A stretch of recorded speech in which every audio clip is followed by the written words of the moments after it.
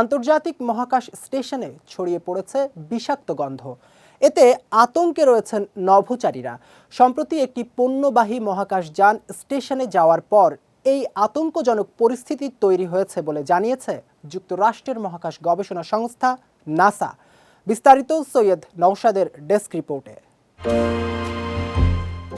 মহাকাশে মানবসৃষ্ট সবচেয়ে বড় কাঠামোগুলোর মধ্যে একটি আন্তর্জাতিক মহাকাশ স্টেশন। প্রায় ১০৯ মিটার লম্বা এই স্থাপনাটি একটি আমেরিকান ফুটবল মাঠের সমান। এই স্টেশনে একসঙ্গে ৭ জন নভোচারী থাকতে পারেন।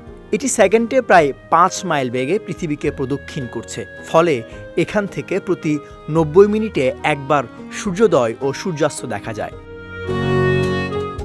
এবার বেশ কিছু স্থানে ফাটল দেখা দেওয়ার পর বায়ু দূষণের কবলে পড়েছে এই স্টেশনটি।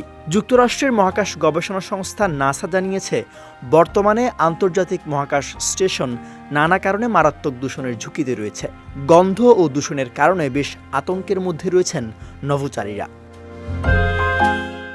নাসার তথ্যমতে ২৩ নভেম্বর প্রোগ্রেস ৯০ নামের একটি মহাকাশযান আন্তর্জাতিক মহাকাশ স্টেশনের রাশিয়া অংশে যুক্ত হয়। রাশিয়ার মহাকাশ সংস্থা রসকসমসের নভোচারীরা মহাকাশযানটির দরজা খোলার পরপরই গন্ধ শনাক্ত করে দ্রুত প্রতিরক্ষামূলক ব্যবস্থা গ্রহণ করেন। এ ঘটনার পাশাপাশি আন্তর্জাতিক মহাকাশ স্টেশনের যুক্তরাষ্ট্র অংশে থাকা নোড 3 মডিউলে পেইন্ট স্প্রের মতো গন্ধ পাওয়া গেছে।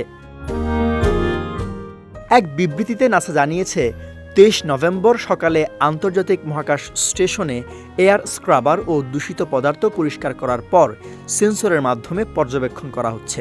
এখন স্টেশনের ভেতর বাতাসের মান স্বাভাবিক স্তরে রয়েছে। প্রতিরক্ষা হিসেবে রুশ মডিউলার ও কার্গো ক্রাফটের সংযোগ হ্যাচ বন্ধ রাখা হয়েছে। মূলত প্রোগ্রেস ৯০ মহাকাশযানটি আন্তর্জাতিক মহাকাশ স্টেশনে থাকা এক্সপেডিশন ৭২ মিশনের নভোচারীদের জন্য ৩ টন খাদ্য ও জ্বালানি বহন করছে। আর তাই বর্তমানে মহাকাশযানটির দরজা বন্ধ রাখা হলেও কিছুদিনের মধ্যে তা খুলতে হবে। সৈয়দ নওশাদ, বিজয় টিভি, নিউজ ডেস্ক।